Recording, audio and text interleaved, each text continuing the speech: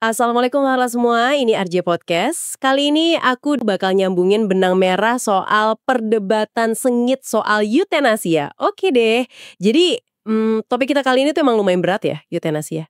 Iya nih, sensitif banget. Banget, dan kompleks gitu ya. Kayak ada benturan antara ya satu sisi hak kita buat nentuin hidup kita sendiri, tapi di sisi lain ada pandangan kalau hidup itu suci, nggak bisa diganggu-gugat. Benar. Dua kutub yang kayaknya susah banget nemu tengahnya ya. Dan yang bikin makin complicated ya, justru kemajuan teknologi medis ini ya nggak sih? Nah, itu dia. Dulu mungkin kalau orang sakit parah ya udah gitu kan nasib. Iya, proses alami aja. Sekarang kan bisa diperpanjang banget umurnya pakai alat-alat canggih. Tapi terus muncul pertanyaan, hidup yang kayak gitu tuh masih bermartabat nggak? Masih berkualitas nggak? Pertanyaan gede banget itu. Makanya yuk di obrolan kita kali ini kita coba deh bedah argumen utama dari dua sisi ini. Oke, kita coba urai ya. Kita mau lihat nih gimana sih kata-kata kayak martabat, penderitaan, itu bisa beda banget artinya tergantung siapa yang ngomong. Oke, let's unpack this. Kita mulai dari kubu yang pro pilihan dulu kali ya, yang intinya soal otonomi individu. Sip. Yang basisnya hak buat nentuin nasib sendiri, self-determination. Iya, logikanya kan ini badan gue, hidup gue, ya gue dong yang paling tahu dan berhak ngatur, gitu kan? Nggak mau didikte sama ya entah dokter atau mungkin agama. Bener. Nah, kalau kita gali lebih dalam nih, ada dua fondasi filosofis utama yang sering jadi dasar argumen ini. Oke, apa aja tuh? Pertama, ada yang melihatnya dari kacamata kewajiban dan hak. Sering dikaitin sama Kant, gitu. Intinya, manusia itu kan makhluk rasional. Bisa mikir, bisa milih.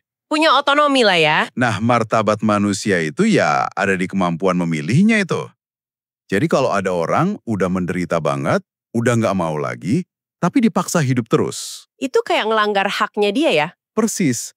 Kayak nggak menghargai pilihan dia. Otonominya dilanggar. Dia jadi kayak alat doang buat nerapin prinsip pokoknya hidup.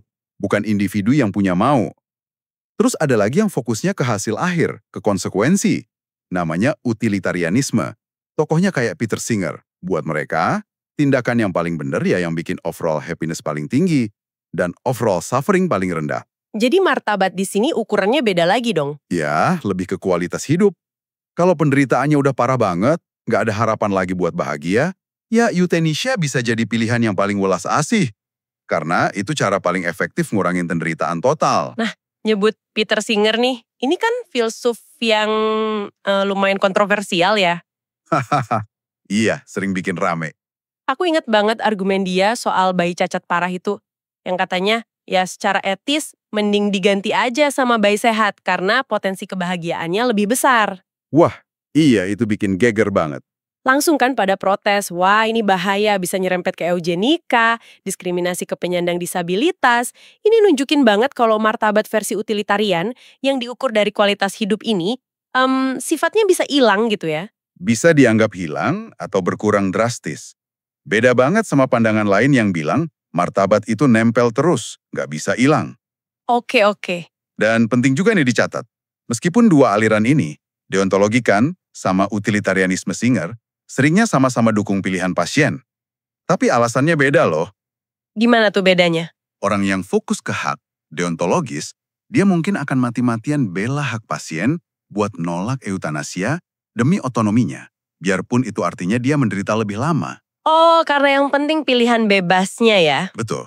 Sementara orang utilitarian mungkin malah mikir, wah kalau pasien udah kondisi vegetatif permanen, nggak punya preferensi lagi, mungkin euthanasia tanpa persetujuan dia malah lebih baik. Loh, kok gitu? Ya karena nggak ada keinginan yang dilanggar, dan bisa jadi hemat sumber daya, ngurangin beban. Jadi kubu pro-otonomi ini sebenarnya nggak selalu satu suara alasannya. Wah, oke, menarik nih. Sekarang kita coba lihat sisi seberangnya ya, yang bilang hidup itu suci, sanctity of life. Nah, ini dia pandangan yang juga kuat banget, terutama di tradisi keagamaan. Kayak Katolik, Islam, Yudaisme gitu ya? Iya, betul. Pandangan ini ngelihat hidup itu sebagai anugerah, pemberian ilahi. Manusia itu posisinya kayak pengelola aja, steward, bukan pemilik mutlak. Jadi nilai hidupnya itu udah dari sananya gitu. Persis, nilai intrinsik. Nggak tergantung kondisi fisik, mental, atau kualitas hidupnya lagi kayak apa. Akarnya sering dari keyakinan kalau manusia diciptakan menurut gambar Allah, imago Dei. ada nilai luhur bawaan gitu. Berarti ini kayak kebalikan dari yang tadi ya. Kalau tadi otonomi individu di puncak, kalau di sini kehidupan itu sendiri, karena dari Tuhan, yang nilainya paling tinggi, ngalahin pilihan pribadi. Tepat sekali. Gereja Katolik misalnya, lewat ensiklik Evangelium Vitae, itu secara tegas nolak eutanasia aktif. Eutanasia aktif itu yang disengaja gitu ya? Iya, tindakan sengaja mengakhiri hidup itu dianggap salah secara intrinsik. Intrinsically wrong. Nggak peduli niatnya baik, kayak mau ngilangin penderitaan, tetap aja dianggap salah. Tapi bukan berarti mereka maksa orang buat terus-terusan disambung ke mesin kan, kalau kondisinya udah parah banget. Nah, ini penting nih bedainnya. Mereka ngebolehin kok penghentian pengobatan yang dianggap luar biasa, extraordinary, atau terlalu membebani, burdensome. Dan udah gak ada gunanya lagi, futile. Oh, jadi kalau udah sia-sia, boleh di-stop? Boleh. Menerima kalau kematian itu bagian alami dari perjalanan penyakit. Itu bagian dari proses. Yang nggak boleh itu sengaja menyebabkan kematiannya. Dan ada satu konsep kunci nih di Katolik yang menarik banget.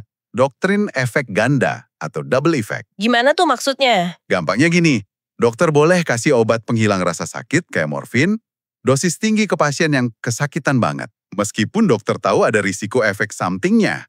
Misalnya bisa bikin napas pasien jadi lebih lambat dan mungkin bikin umurnya jadi lebih pendek. Loh, tapi kan itu bisa memperpendek umur. Kok boleh? Nah, kuncinya di niat. Niat utama dokter itu kan baik, ngilangin rasa sakit ini efek baiknya.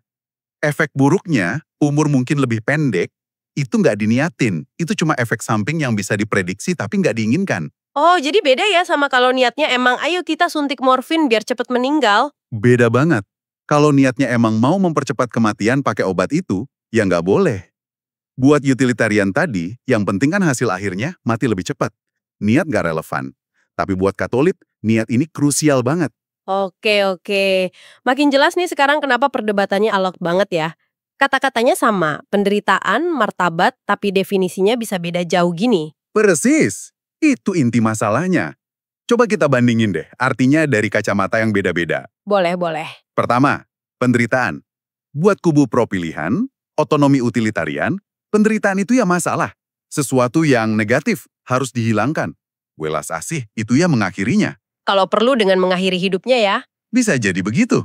Nah, kalau buat pandangan Katolik, penderitaan itu lebih kayak misteri. Emang berat, tapi bisa punya makna. Bisa jadi cara buat bersatu dengan penderitaan Kristus. Welas asih artinya compassion, menderita bersama. Jadi wujudnya yang mendampingi, nemenin, bukan ngilangin orangnya. Beda banget ya cara mandangnya. Beda.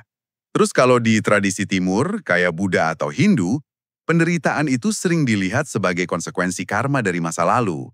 Sesuatu yang harus dihadapi dengan sadar. Kalau dihindari pakai eutanasia, itu dianggap delusi, kayak lari dari masalah. Cuma nunda konsekuensinya ke kehidupan berikutnya. Wah, dalam juga ya. Terus kalau martabat gimana? Nah, ini juga beda lagi. Buat kubu pro-pilihan, otonomi utilitarian, martabat itu kayak sesuatu yang kita dapetin atau capai karena kita bisa ngontrol hidup, punya kualitas hidup oke. Sifatnya dari luar, ekstrinsik. Jadi bisa hilang dong? Iya, dianggap bisa berkurang atau hilang kalau orang sakit parah, demensia, nggak bisa ngontrol lagi. Makanya, eutanasia bisa dilihat sebagai cara menegaskan sisa martabat dengan memilih sendiri akhirnya. Oke. Terus kalau Katolik? Kalau Katolik, martabat itu intrinsik, bawaan lahir dari Tuhan, imago Dei tadi. Nggak bisa hilang, titik. Mau separah apapun kondisinya, martabatnya utuh. Justru, ngerawat orang yang paling lemah dan menderita itu cara kita menghormati martabatnya. Euthanasia malah dianggap serangan terhadap martabat itu. Kebalikannya banget ya. Banget. Nah, kalau di tradisi Timur, Buddha Hindu, martabat itu lebih terkait proses. Gimana kita ngejalanin dharma, kewajiban hidup, dan gimana kita bisa mencapai kematian yang sadar. Euthanasia, yang seringnya didorong penolakan penderitaan dan bikin kematian jadi nggak tenang, malah dianggap merusak proses kematian bermartabat itu. Gila sih, beda banget ya cara memaknainya. Pantas aja susah ketemu titik tengah. Iya kan? Nah, sekilas saja nih pandangan agama besar lain biar lebih komplit.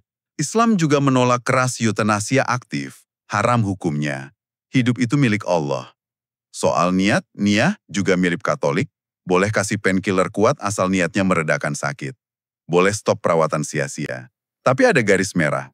Nggak boleh stop nutrisi dan hidrasi, makan minum, dengan niat mempercepat kematian.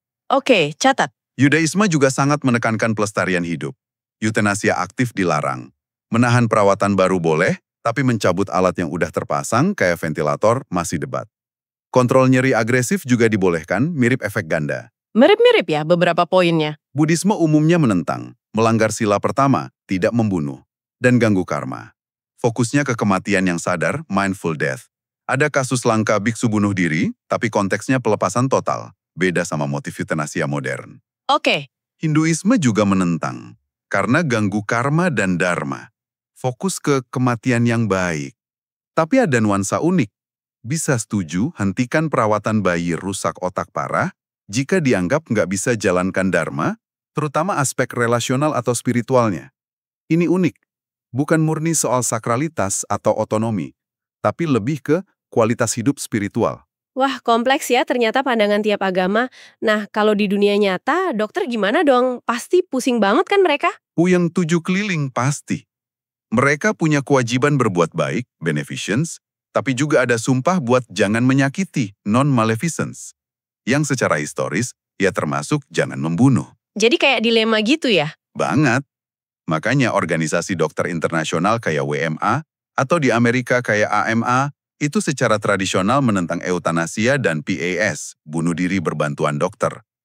Kode etik AMA bilang PAS itu fundamental nggak sesuai sama peran dokter sebagai penyembuh. Tapi mereka ngasih ruang buat dokter yang nolak juga kan? Iya, AMA juga menghormati dokter yang menolak berpartisipasi karena alasan hati nurani. Tapi kayaknya ada perubahan ya belakangan.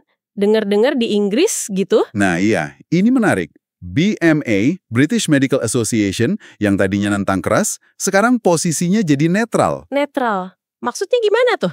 Dukung dong. Bukan dukung juga sih, lebih ke mengakui kalau di masyarakat yang makin beragam ini, argumen sakralitas hidup ala agama udah nggak bisa jadi satu-satunya patokan buat semua orang. Jadi, mereka menganggap isu ini lebih pas jadi urusan kebijakan publik, diputusin bareng-bareng lewat parlemen, bukan cuma domain etika medis aja. Oh, jadi dilempar ke masyarakat luas gitu ya keputusannya. Terus kalau aturan hukumnya gimana sih di berbagai negara? Beda-beda jauh ya pasti. Beda-beda banget. Mayoritas dunia masih melarang total. Terus ada model kayak Oregon di AS atau Australia. Boleh bantuan bunuh diri, PES. Dokter kasih resep, pasien minum sendiri. Syaratnya ketat banget. Terminal, sisa hidup 6 bulan, waras, dewasa. Oke, itu PES. Ada yang lain? Ada model Benelux, Belanda, Belgia, Luxembourg, sama Kanada. Ini lebih jauh lagi, mereka ngebolehin euthanasia aktif. Dokternya yang nyuntik langsung. Wah, lebih aktif ya peran dokternya. Syaratnya apa?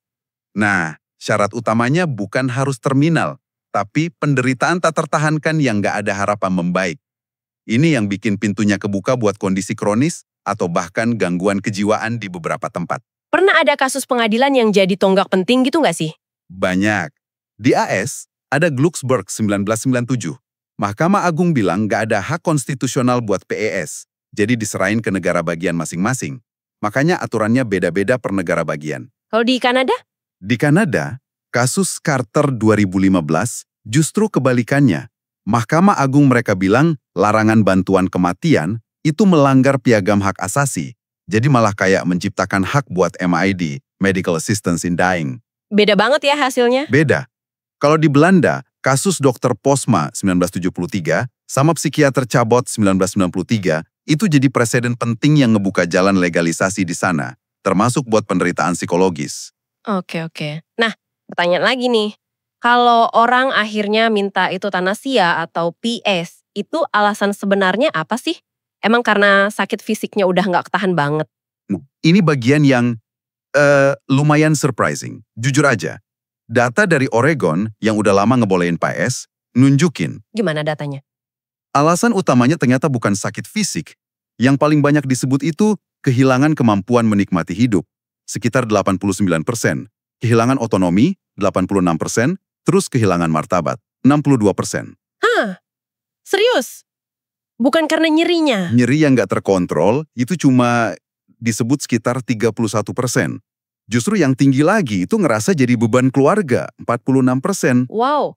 Jadi ini lebih ke krisis eksistensial gitu ya, kehilangan makna, kontrol gitu. Kelihatannya gitu, lebih ke soal perasaan udah nggak bisa jadi diri sendiri lagi, kehilangan kontrol atas hidup, nggak bisa ngelakuin hal yang berarti, atau merasa jadi beban, bukan semata-mata soal fisik. Gila sih. Terus ada juga kan kekhawatiran soal lereng licin atau slippery slope itu. Iya, argumen klasik kontra eutanasia. Khawatirnya kalau dibolehin buat satu kasus, nanti lama-lama merembet kemana-mana gitu kan, ke kasus yang awalnya nggak disetujui. Betul. Khawatirnya legalisasi yang awalnya dibatasin buat kasus terminal, pelan-pelan meluas ke kondisi kronis, psikologis, bahkan mungkin ke eutanasia non-sukarela. Dan kalau kita lihat data dari Belanda dan Belgia, Emang ada bukti perluasan gitu? ada indikasinya. Mereka kan pakai kriteria penderitaan tak tertahankan, bukan terminal kayak Oregon.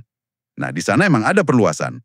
Eutanasia buat penderitaan psikologis, buat anak di bawah umur, Belanda nggak ada batas usia, Belanda 12 plus ada protokol khusus buat bayi, bahkan kasus demensia yang jadi perdebatan soal persetujuannya.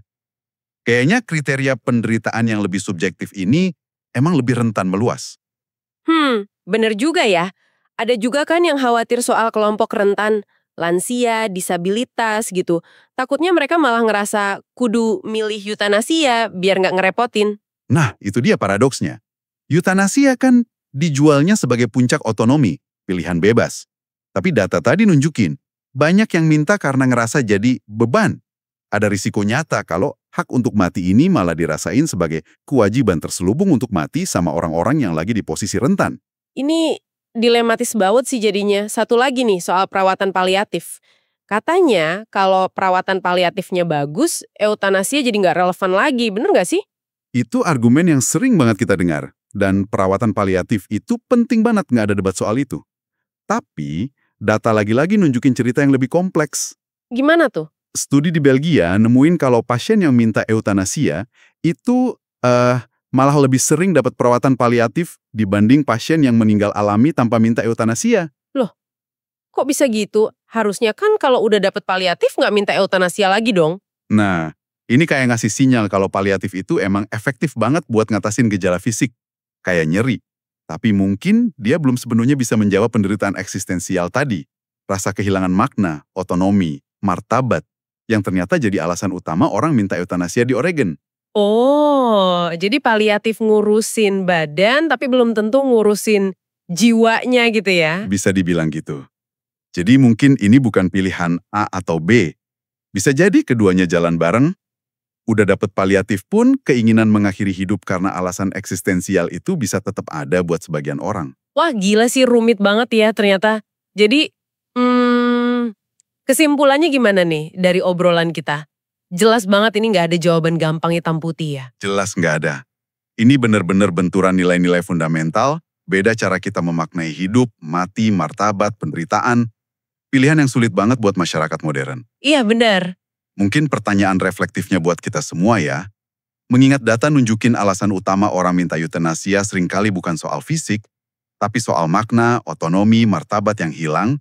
Gimana caranya kita sebagai komunitas, sebagai masyarakat, bisa ngebangun support system yang lebih kuat? Dukungan yang gimana tuh maksudnya? Iya, bukan cuma medis kayak paliatif, tapi juga dukungan sosial, psikologis, bahkan mungkin spiritual. Supaya orang yang lagi ngerasa nggak berguna atau jadi beban, itu nggak ngelihat mengakhiri hidup sebagai satu-satunya jalan keluar.